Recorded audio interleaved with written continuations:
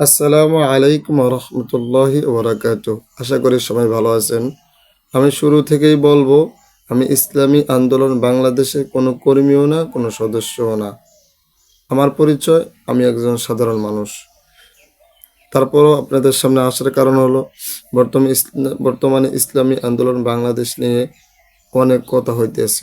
তো ইসলামী আন্দোলন বাংলাদেশের যে দেশের জন্য একটা অবদান, জুলাই বিপ্লব সবারই আমাদের জানা আছে, এটা নতুন করে বলার কিছু নাই।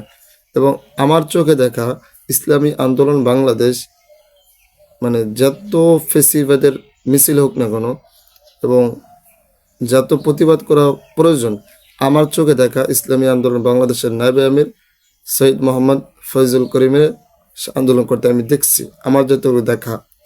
এবং ইসলামী আন্দোলন বাংলাদেশের দেশের জন্য অনেক অবদান আছে এবং তারা যাই কিছু করে আল্লাহকে রাজি খুশি করার জন্য তারা চেষ্টা করে।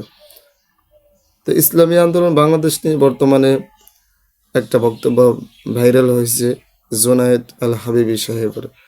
সেটা হলো জুনায়েদ আল হাবিবি 2013 সালের শাপলা চত্বরের কথা একটা উল্লেখ করেছেন। তো এখানে আমরাও দেখছি যে 2013 সালে ইসলামী আন্দোলন বাংলাদেশের নায়েবে আমির হযরত সৈয়দ মোহাম্মদ ফয়জুল করিম স্টেজে উঠতে চাইছেন, তারা উঠতে দেয় নাই। কারা উঠতে দেয় না? হেফাজতুল্লাহ উঠতে দেয় নাই। এটা আমরা দেখছি ভিডিওর মাধ্যমে, যেটা দেখতে পেয়েছি। আসলে মূল ঘটনা কি এটা তো আমরা জানি না। তো আসলে ইসলামী আন্দোলন বাংলাদেশ এ নিয়ে কখনো মাঠে কখনো কথা বলে নাই।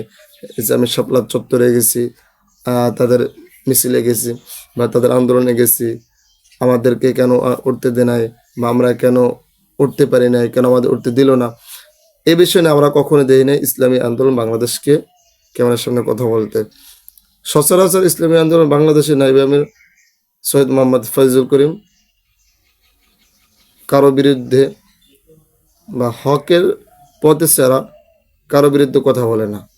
হক যেটা, এটা নিয়ে বেশি দেখে আমরা কথা বলি। যতটুকু আপনাদের আমি আবারও বলি, আমি ইসলামী আন্দোলন বাংলাদেশের কোনো কর্মীও না, আমি ইসলামী আন্দোলন বাংলাদেশের কোনো সদস্যও না। আমার চোখে যেটা দেখা। তো বর্তমানে দেখলাম জুনায়েদ আল হাবিবের একটা বক্তব্য। তো আসলে বর্তমানে দেশের যে অবস্থা, ওলামা কেরামরা ঐক্য হচ্ছে, ওলামা কেরামরা একসাথে চলার জন্য একটা ঐক্য হচ্ছে, সেখানে একটা ফাটল লাগাই দেওয়ার চেষ্টা করতেছে।